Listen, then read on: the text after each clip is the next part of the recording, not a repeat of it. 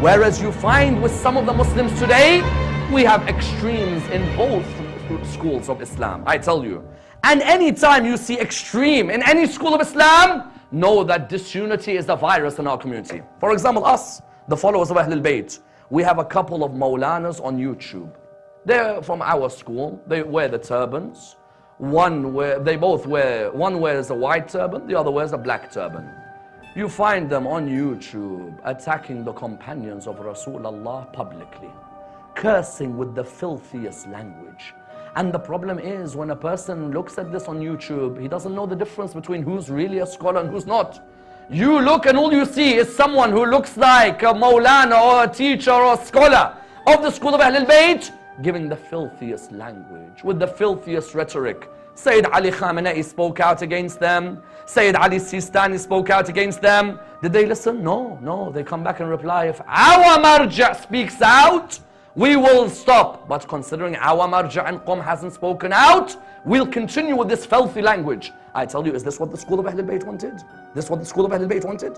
That we have people who come and sit on the minbar to attack the companions of Rasulullah? If you have an issue with the companions of Rasulullah, bring your proof. Say that I have issue X, issue Y, issue Z. Have respect for the feelings of your fellow Muslim. Unity does not mean I compromise my belief. Unity means I am tolerant of the beliefs of others.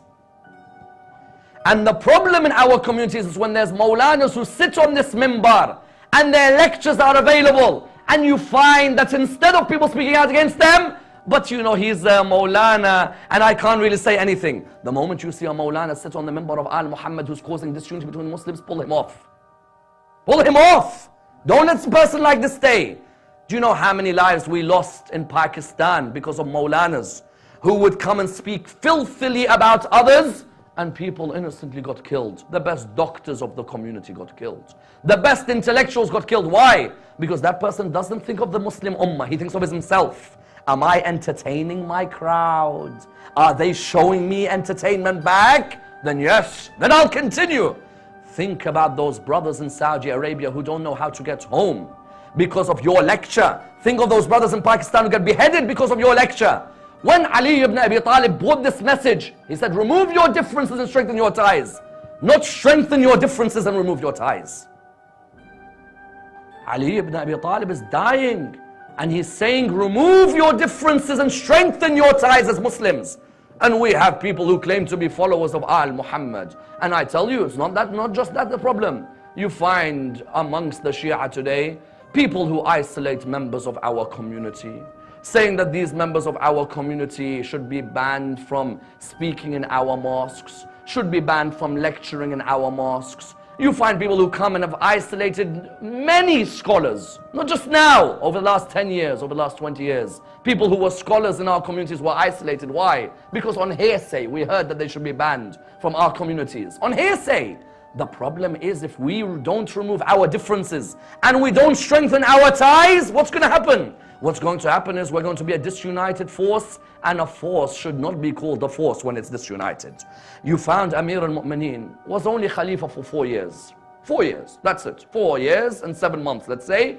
In those 4 years and 7 months, Ali ibn Abi Talib, 3 civil wars he faced. Do you think he faced wars from the non-Muslims? Wallah, the non-Muslims were good to Ali ibn Abi Talib, I tell you. It was the Muslims who fought Ali ibn Abi Talib. And every time they fought him, Ali ibn Abi Talib tried to find a way of finding peace between them, I tell you. And some of these people who fought him, some of them, not all, some of them, wallah, they had given nothing to this religion. As in, for example, if you were to look, let's say, at the Battle of Jamal.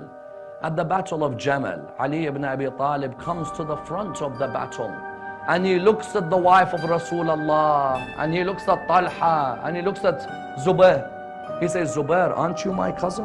Zubair is Ali ibn Abi Talib's first cousin, because Ali ibn Abi Talib's auntie is Zubair's mother. He says, Zubair, aren't you my cousin? As in, aren't we meant to be blood brothers? If not blood brothers, aren't we in the same religion? What are you doing raising a sword like this? Don't you remember when Rasulullah said, there'll be a day when you raise your sword? You find that Zubair realized this. He turned around to run away and someone shot him with an arrow. When he told Talha, he said, Talha, aren't you my brother in Islam? You've come here to fight?